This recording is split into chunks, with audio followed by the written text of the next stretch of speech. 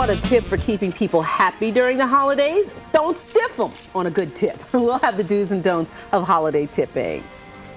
You're watching NBC for New York. And now, this is News Channel 4, Today in New York. Well, you got the doorman, the parking garage attendant, the mailman or woman. This holiday season may raise those familiar questions as to whom you should and should not tip. So here to help us sort it all out is nationally syndicated columnist and professional ethicist, the ethics guy, Dr. Bruce Weinstein. Good morning. Good morning, Pat. Thanks for coming in. Thanks for inviting me. Oh, a pleasure to have you here. Shall I tip you now or when you leave? After the show. Okay. Small on marked bills. Small. Actually, large on marked bills, I should say. Very good. No $10 ties for you. So you say tipping isn't just a nice thing to do. It actually is the right thing to do, an obligation, huh? What we really have an obligation to do, Pat, is to express gratitude to anyone and everyone who has helped us. Now, in New York, that often means coming up with the green. But there are other ways. In fact, there's some better ways of expressing gratitude besides above and beyond tipping. Really? For example, baking cookies or a cake, giving a gift certificate, but most importantly, writing a letter of recommendation to the doorman, the cat groomer, the beautician who's helped us can mean a lot to that person's career in the long run. Oh, that's a good point, but you know they'd always rather have the green, but a little green and a cupcake or two would be nice. Why not? Well, can you give us some ideas? Now, who do you tip?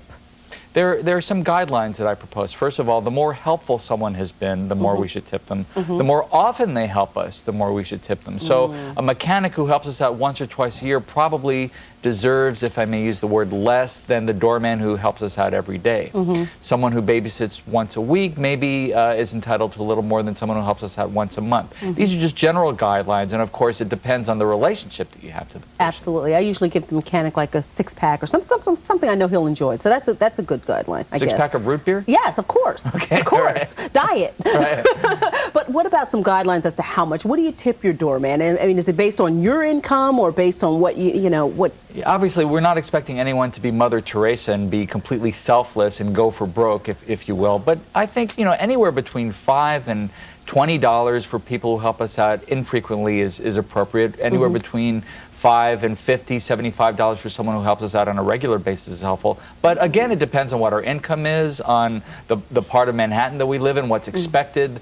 I think it's less important to focus on the dollar amount than on expressing our gratitude, because the gift, the tip, reflects how much we value the relationship. Right. Very good. So there are lots of ways of expressing how much we value a relationship. Is there anyone that can generally not expect to receive a tip from someone they encounter on a regular basis? Good question. We should not tip healthcare professionals because healthcare professionals are prohibited professionally and ethically from receiving tips. We also don't tip the postal delivery person. I was going to say postman, but that term is outdated. Right. Because government employees are not allowed to accept tips. So we don't tip the doctor, we don't tip the pharmacist, we don't tip the mailman or mailwoman, but we can, again, bake a cake, give a gift certificate if that's allowed. And again, writing a letter is a very powerful way. And that letter should go to whom? To the person employer? And to that person's supervisor. And to their supervisor. In fact, I checked with an employer recently, and she told me that those letters are reviewed when that person's career comes up for review every year. So it really can make a big difference. Really? Absolutely. Oh, I like that idea. Okay. Yes. And actually, it costs very little. It costs what?